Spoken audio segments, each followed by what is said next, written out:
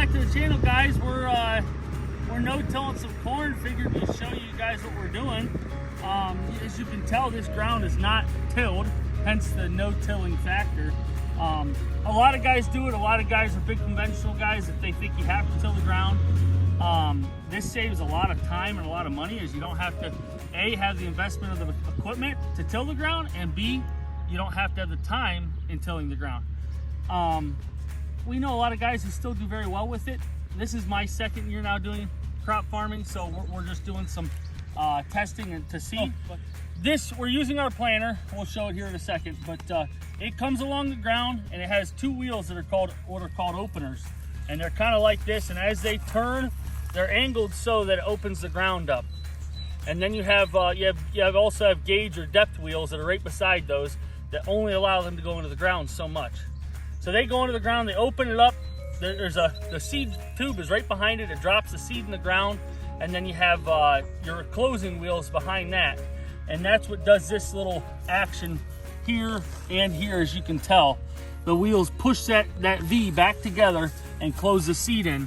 It is very important with corn seed, well, with any seed, that you have soil to seed contact. So you do not want voids in the ground where the seed is, otherwise the seed will not properly germinate. So it's this year is pretty good condition. It's been dry for about a week and a half to 2 weeks. This soil is still a little wet, as you will have when you no-till, but I hope this corn is up in I'd say 7 to 10 days. I think we'll see it coming out of the ground. Sometimes when it's colder and you have more wet conditions, it could take 2 to 3 weeks to come out of the ground. But it's been pretty dry. It's pretty hot. It's probably close to 80 degrees a day, I think. So I think in 7 to 10 days we'll.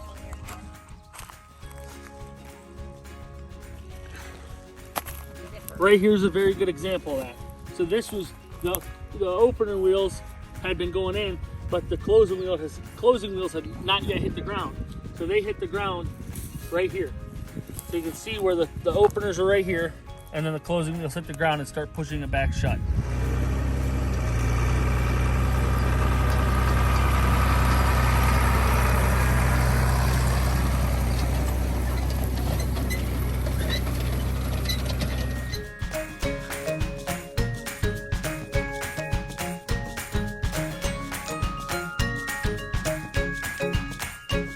It's really funny. It is very crucial on how deep your seed is in the ground.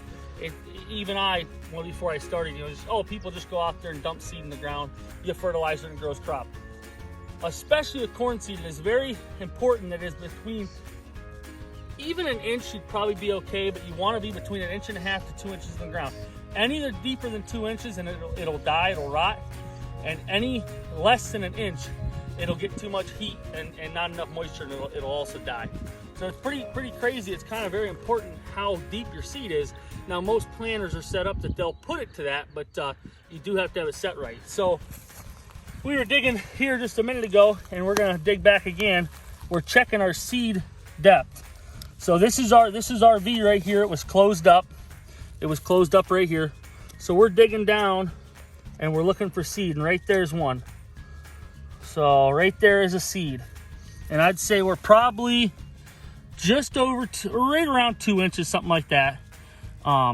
As it's a little mounded up where the closing wheels are, we're probably just around 2 inches. So that's good. And it did look like the soil to seed contact was pretty good, which is good again, because that's very important. So it's funny, and again, I've been learning a lot of this just recently, but a lot of guys will get out and plant corn early, and then you'll get a lot of cold days or a lot of rain, and that stresses the seed out. And anytime you stress the corn seed out before it gets out of the ground, and even as it's out of the ground, you're losing bushels. If that corn is sitting in the ground 2 to 3 weeks before it comes up, probably pushing closer to 2 to 3 weeks, you're losing yield. Your yield is not going to be around here. 200 bushel yield is good. And so we did wait a little bit. It had been dry and pretty warm for about a week before we planted. We've been planting for about 4 days, and so I think we're gonna do pretty good. We'll see. But yeah, it's kind of crazy, all the little things that you don't think about, but that are very important on getting a good yield. So kind of cool.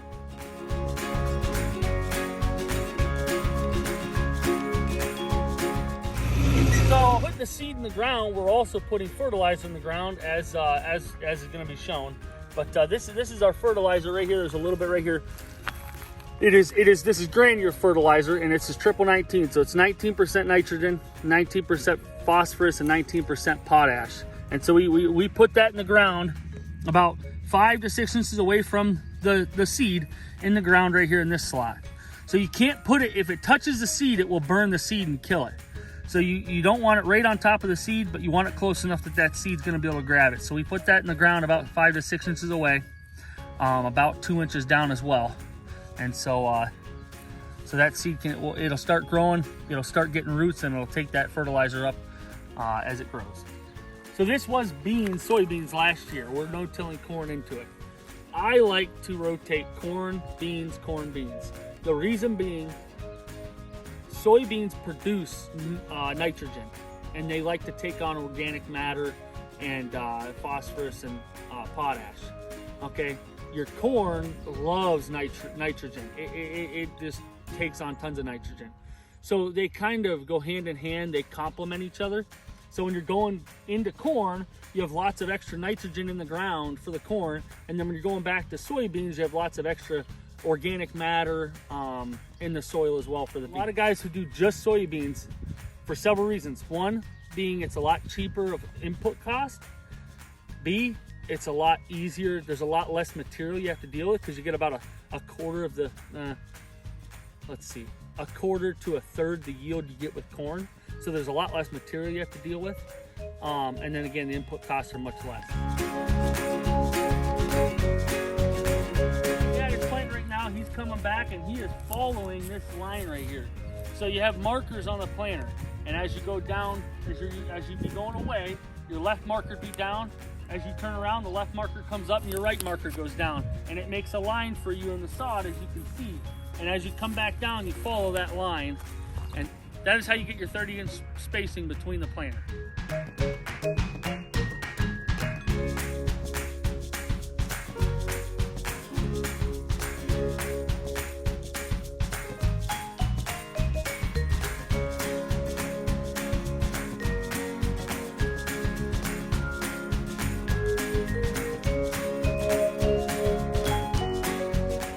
We're putting triple 19 in the row. So we're putting nitrogen, phosphorus, and potash in the row. Just a little bit off of the seed. Water, moisture from the ground, rain, just as time goes on, pretty quickly it will dissolve. Your phosphorus and potash, it's pretty critical to get that pretty close to the seed because it will not travel in the ground. Where your urea or your nitrogen, that is the solid state of nitrogen, urea, it'll kind of travel through the ground. So you put nitrogen in the row as well to help get the plant started, but then we'll come back through when the corn is about knee high, and we'll call top dress or side dress, and we'll broadcast on nitrogen or urea. And so that's not as critical that you get it right on the row because it will wash into the ground and kind of run through the ground and move as we say it. Where phosphorus and potash will not do that. So that's why it's critical when you're putting a solid state of fertilizer in with the corn. It's got to be in the row, off of the row a little bit though, so it does not burn the seed. But it has to be close enough that the seed can get it where it is at.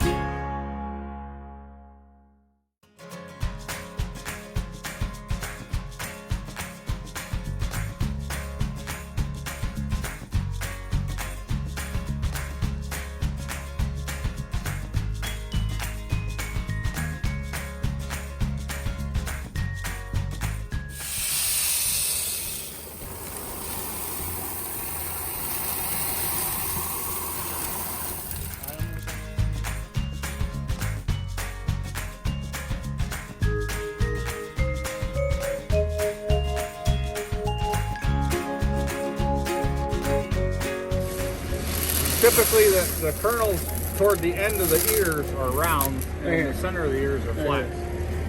So there's flats and there's rounds. Yeah.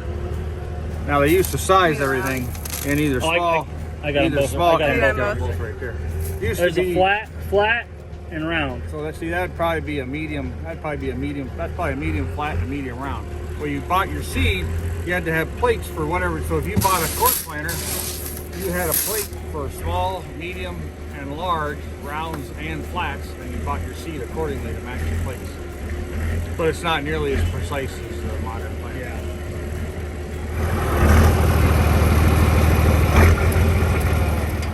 We shoot for 200 bushel corn. Sometimes we don't always get it, depending on weather conditions and lots of different things. So a bushel of corn is 56 pounds of dry corn. That's what a bushel is. And then so an acre is 220 by 220 feet, and we hope to get 200 bushels off of that acre. So 200 bushels of the acre would be 11,000 and change pounds of corn we get off each acre. So this field we're in today is 15 acres, and we get, I think, roughly 120 to 130,000 pounds of corn off this field. So pretty interesting.